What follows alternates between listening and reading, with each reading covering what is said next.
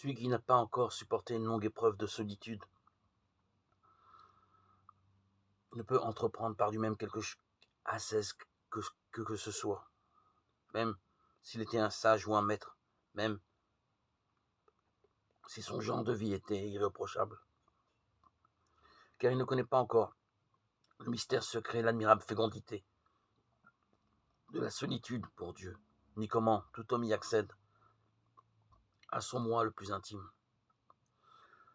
Le double abîme de sa propre faiblesse et de l'insondable miséricorde de Dieu lui demeure en grande partie inconnu, car la prière finit par habiter notre solitude, et la solitude par porter notre prière, comme le sein maternel porte son fruit.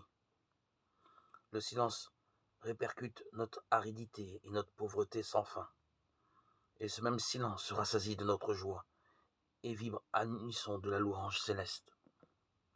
Car le silence est le langage des anges. Finalement, celui qui prie ne peut plus guère vivre ailleurs. La solitude est pour lui ce que l'eau est pour le poisson. Le seul élément où il peut respirer. Il tend à se retirer toujours plus loin, dans les espaces intérieurs du désert, dans une plus profonde solitude, où il puisse atteindre un niveau encore plus profond de sa propre intériorité. À travers lui, le désert porte déjà son fruit, car Dieu a créé le désert pour qu'il produise des fleurs et des fruits. Le fruit le plus mûr du désert, ce fut Jésus lui-même, quand il y alla prier tout seul. Après lui, c'est tout homme qui en priant marche sur les traces de Jésus. Pour lui, la solitude n'est pas tant une zone de clôture qui le sépare du monde qui passe, est déjà une zone d'accès au monde qui vient et qui demeurera pour toujours.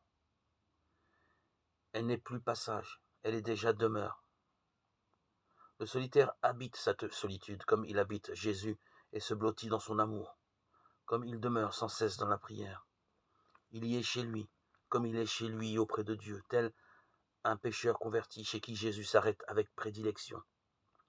Ainsi, plein de gratitude, demeure-t-il assis dans sa cellule, avec au cœur ininterrompu la prière du publicain.